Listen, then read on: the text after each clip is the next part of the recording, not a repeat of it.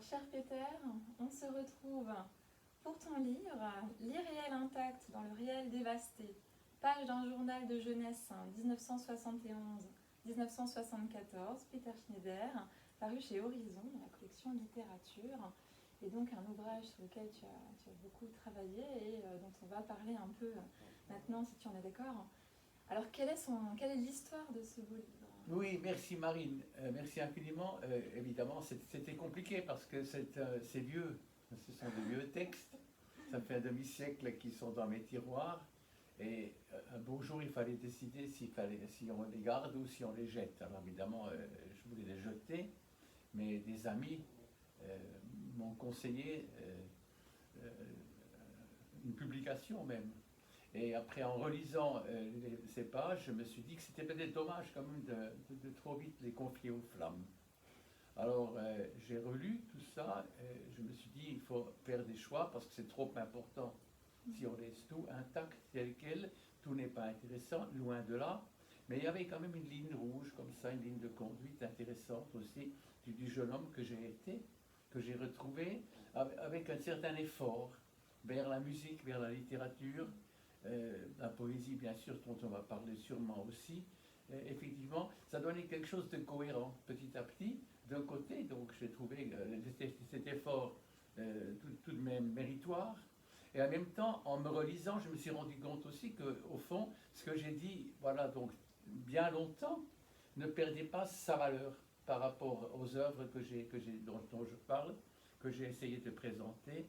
Et évidemment, ça m'a beaucoup plu, étant donné que ça, c'était donc une sorte de témoignage que ce que je racontais dans mes notes d'antan pouvait garder sa valeur, sa fraîcheur, quelque chose de totalement intéressant par rapport au livre dont je parle, et donc à la littérature, qui évidemment reste finalement donc liée au présent, même si ça fait très longtemps, même si elle est passée, si c'est ancien. Évidemment, avec la forme que la littérature donne aux choses, aux êtres, pas, à la pensée aussi, au fond, il n'y a pas de passé. Donc c'est le présent qui vient avec nous, que l'on peut retrouver en lisant ces livres et évidemment en parlant. Voilà un petit peu donc le fond de ce que j'ai retrouvé. Donc des amis m'ont conseillé, Tania Colani voulait le publier de son côté, je me suis dit au fond, et Daniel Cohen qui m'a aidé à publier aussi, s'était dit non, on va peut-être pas demander à un spécialiste de s'occuper de ces pages, puisque tu es là, tu peux très bien t'en occuper toi-même. Et donc j'ai commencé à relire et à éliminer ce qui était inutile, qui était répétitif, ce qui m'apparaît méchant aussi, parce qu'à cet âge, on a souvent des idées quand même un peu extrêmes, donc pour réussir à tempérer le tout, hein, quelque chose d'un peu modéré aussi, et en privilégiant, comme j'ai dit, donc la littérature, des livres que j'ai lus, qui m'ont beaucoup impressionné, la musique évidemment aussi, qui m'a toujours persécuté, si je puis dire, et la poésie. Et donc voilà un petit peu la toile de fond. Et en relisant aussi, de fil en aiguille, je me suis rendu compte qu'il y avait également un miroir de l'époque d'autrefois, de cette époque qui était quand même une époque assez poussée vers les extrêmes, avec évidemment après la guerre, donc c'était une peine après la guerre, mais quand même 68 qui était derrière, le structuralisme qui était important, le marxisme, toutes ces idéologies, mais curieusement par rapport à aujourd'hui, il n'y avait pas cette volonté d'exclure, il y avait une inclusion de la culture, on pouvait discuter encore sans a priori. Et donc c'est ça au fond qui m'a décidé finalement de confier le tout, une fois revu, commenté aussi, avec quand même une bonne liste également des lectures pour retrouver un peu le fil rouge dont je parle. Donc je me suis dit au fond, évidemment, ça peut être donc le reflet de quelque chose qui reste, qui ne vieillit pas, qui montre l'importance du commentaire de la littérature par rapport à la vie aussi, le lien, l'implication, l'intrication de ce qui est vital avec ce qui est irréel, hein, cet irréel intact, qui nous dépasse et dont nous avons tellement besoin.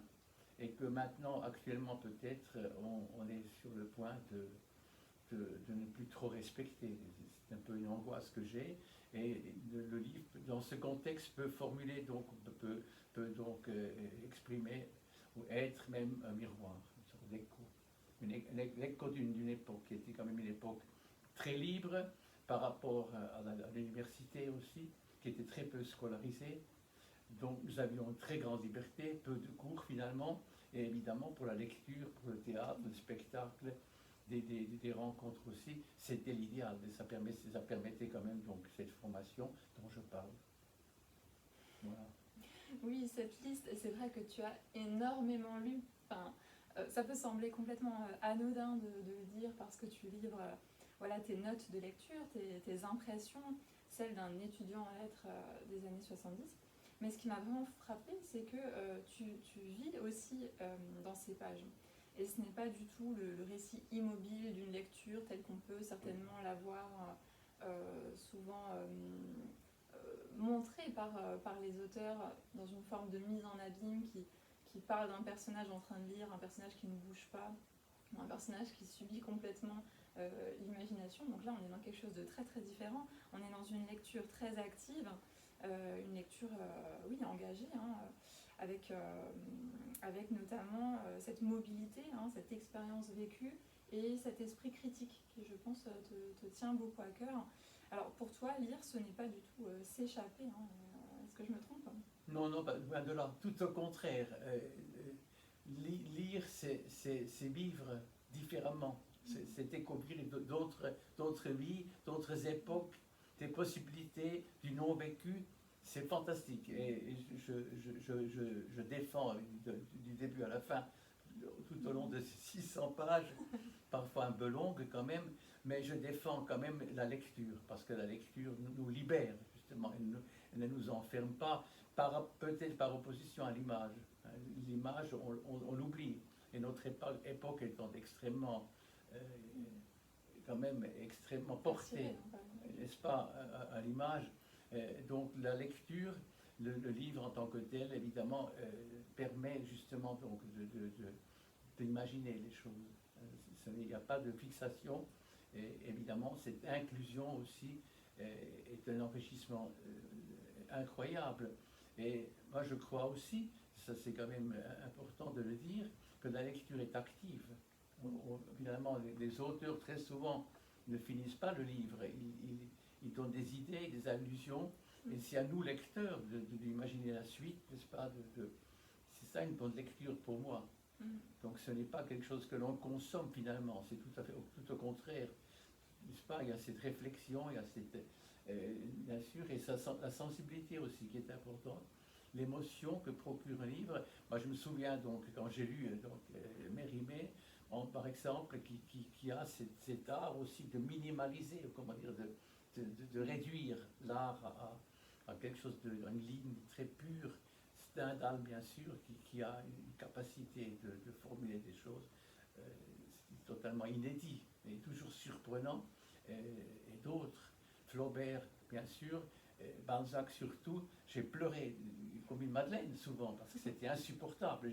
J'entrais dans ces livres. Et je crois que c'est ça aussi une qualité d'un bon texte. Encore une fois, j'insiste, bien sûr, je suis très content que tu me questionnes sur ce thème. Les choses, les bons textes ne vieillissent pas.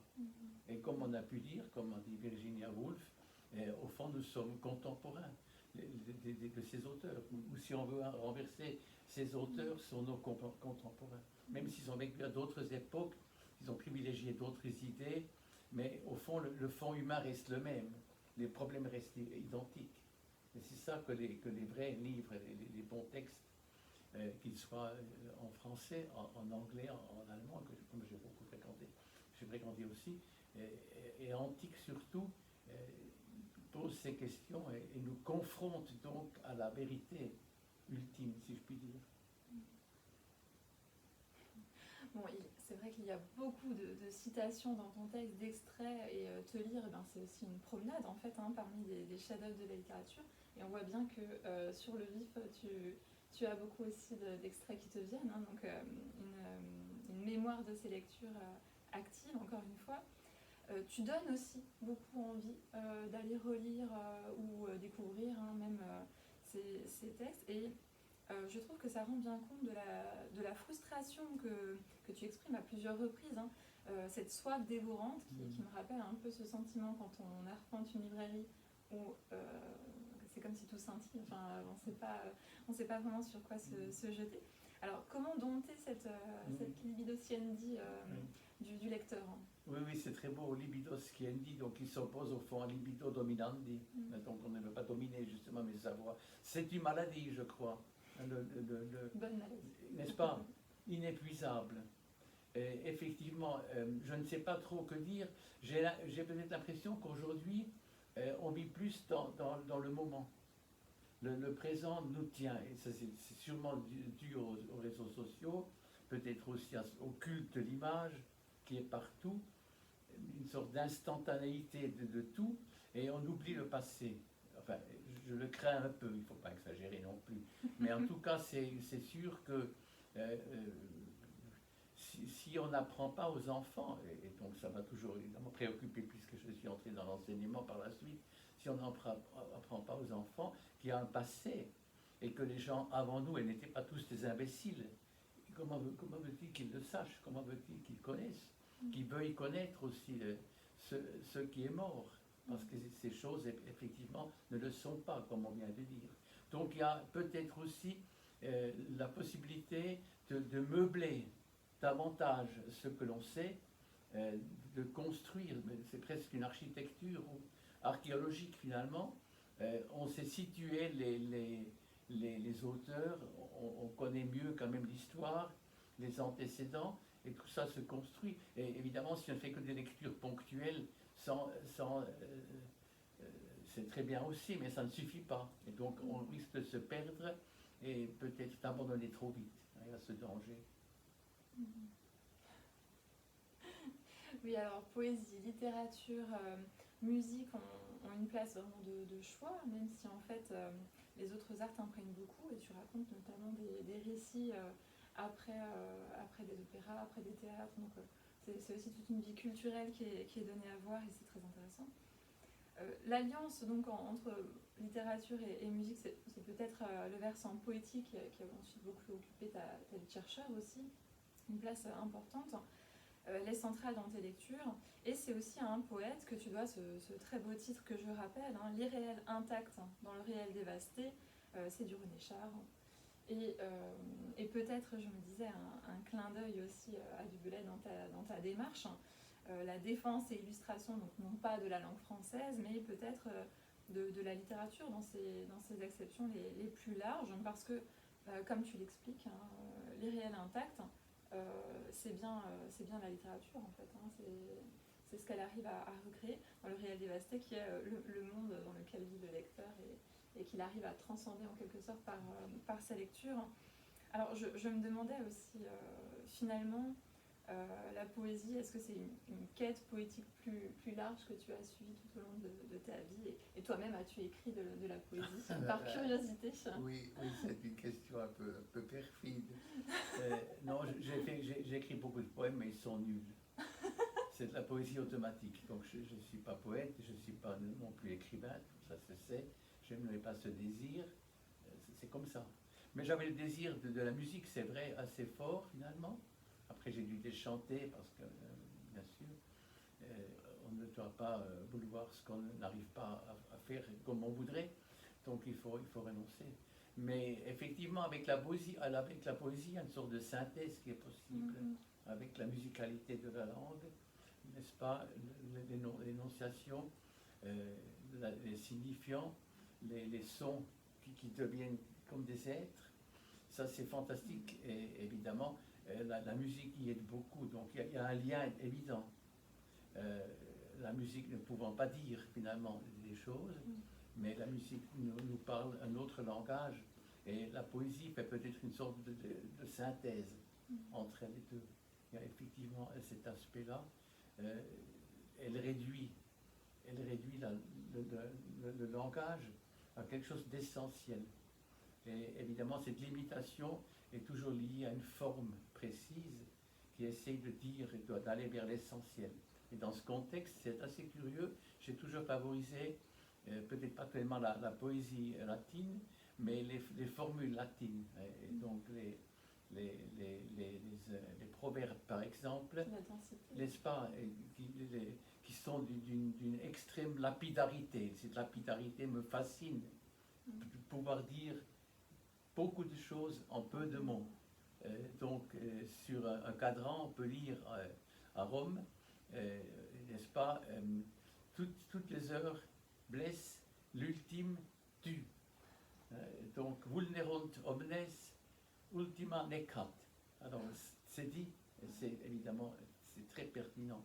Donc, il y a cet aspect-là de la poésie, effectivement, et je crois que c'est peut-être aussi ce que j'aime le plus. Donc, les poètes, bien entendu, qui parviennent à exprimer, comme on vient de dire, donc la vérité avec cette parcimonie incroyable. Et comme par hasard, on ne les lit plus. Il y a également ce problème-là. Donc, ça prend.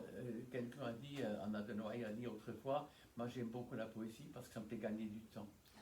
Et évidemment, finalement, nous ne voulons pas gagner du temps, nous voulons en perdre. Donc, voilà un petit peu la quintessence de ces pages qui essayent de mémoriser, ou comment dire, rappeler certaines de ces vérités-là. Et je me permets quand même d'en faire une rapide lecture de quelques lignes que j'ai choisies pour l'occasion et qui ont été écrites le samedi 22 juillet 1972. Les mots que voici seront les derniers dans ce cahier. Je suis inondée de papier, des périodiques, des coupures de journaux, des brouillons de toutes sortes attendent d'être lus, classés ou jetés. De temps en temps, ma propension à garder le moindre article littéraire ou autre, à thésauriser tout papier griffonné, m'irrite au point que je m'avise de me débarrasser de tout hardiment, en jetant en bloc ce qui me passe sous la main. Car en réalité, je me demande si un jour je pourrais tirer profit de ce fatras entassé à tort et à travers, et Dieu merci, tu n'en as rien fait. Mais je me dis tout de même que quand je t'ai demandé il y a quelques jours 1974 et ensuite, tu m'as quand même dit que ça s'arrête aussi parce que le carnet physique que tu écrivais était terminé. Et donc on voit bien que la forme du journal, et c'est aussi quelque chose qui est très intéressant, avec l'écriture à la main, toute la beauté du manuscrit, conditionne le fond. Et donc c'était peut-être ici les derniers mots du cahier, il y en a eu un autre, mais tout cahier se referme.